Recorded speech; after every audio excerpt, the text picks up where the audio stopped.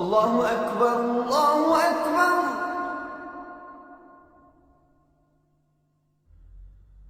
Allahu Akbar, Allahu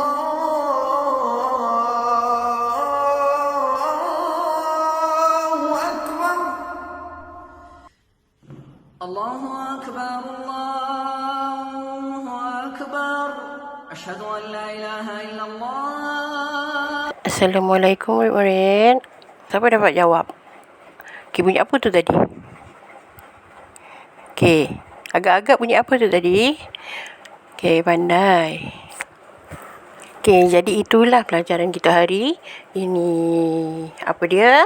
Azan dan iqamah. Okey, baiklah murid-murid, kita teruskan pelajaran kita pada hari ini. Okey, mengenai azan dan iqamah. Okey. Azan dan iqamah adalah lafaz khusus yang diamalkan sebagai tanda masuknya waktu solat fardu. Okey, supaya orang-orang mukmin boleh diseru berkumpul untuk mengerjakan solat fardu. Okey, kemudian disyariatkannya, maksudnya azan dan iqamah ini pada tahun pertama Hijrah. Okey, pengertian azan ialah perkataan yang tertentu untuk memaklumkan kepada orang ramai tentang masuk waktu solat fardu. Kemudian tujuan azan ialah yang pertama, memberitahu orang ramai telah masuk waktu solat. Yang kedua, meninggikan syiar Islam. Dan yang ketiga, menjadi benteng dari gangguan jin dan syaitan. Okey, kemudian apakah dia hukum melaungkan azan? Hukumnya adalah sunat yang dituntut ataupun disebut dengan sunat muakkadah. Okey, seterusnya murid-murid, syarat nak jadi muazzin. Apa itu muazzin? Okey, muazzin tu adalah orang yang melaungkan azan ataupun disebut dengan gelaran Bilal. Okey, pernah dengar tak perkataan Bilal ataupun nama-nama siapa sahabat Nabi yang bernama Bilal? Okey, beliau adalah Bilal bin Rabah, iaitu tukang azan Rasulullah. Okey, jadi Bilal itu diambil sempena dengan nama Bilal bin Rabah. Okey, kemudian mereka yang membersihkan ataupun mengemas masjid, okey, itu dipanggil dengan nama ataupun gelaran Noja ataupun Noja. Okey, syarat nak jadi muazzin ataupun tukang azan ialah dia mestilah seorang lelaki. Okey, perempuan tak boleh jadi tukang azan.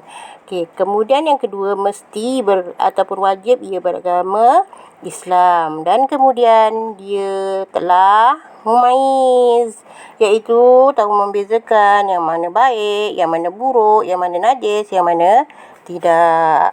Okey, murid-murid, kita tengok dia lafaz azan Okey, tengok. Allahu Akbar, Allahu Akbar, Allahu Akbar, Allahu Akbar. 2 kali. Asyhadu an la ilaha illallah, asyhadu an la ilaha illallah. 2 kali. Asyhadu anna Muhammadar Rasulullah, asyhadu anna Muhammadar Rasulullah.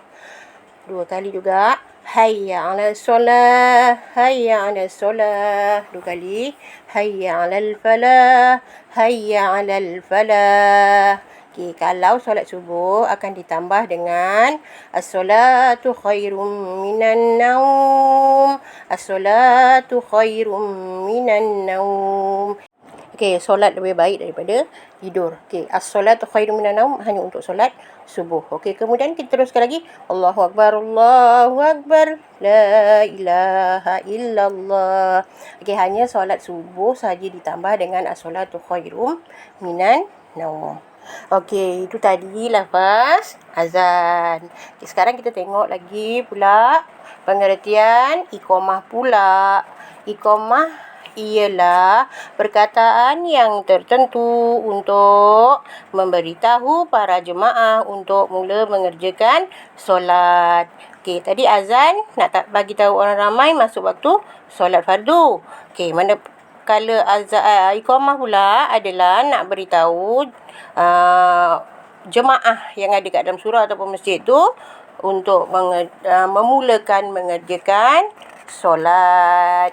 Okey, kemudian kita tengok tujuan iqamah. Okey, tujuannya meminta jemaah bangun untuk solat. Tak kira lah solat apa.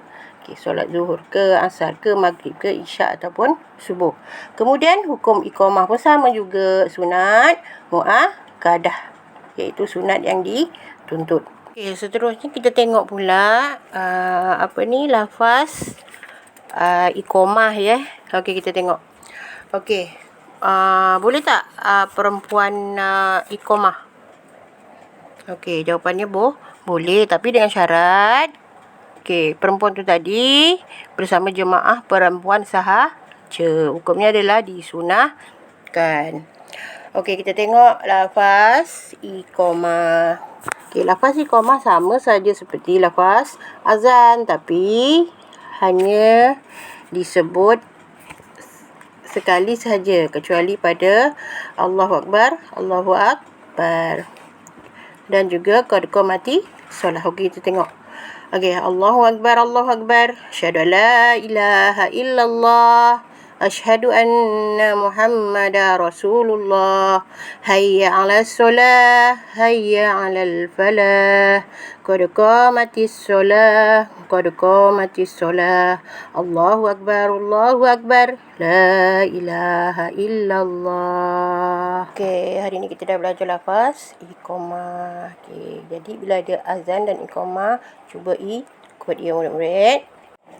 Okey, tadi cikgu dah sebut mengenai nama seorang sahabat Nabi, iaitu Bilal bin Rabah radhiyallahu an.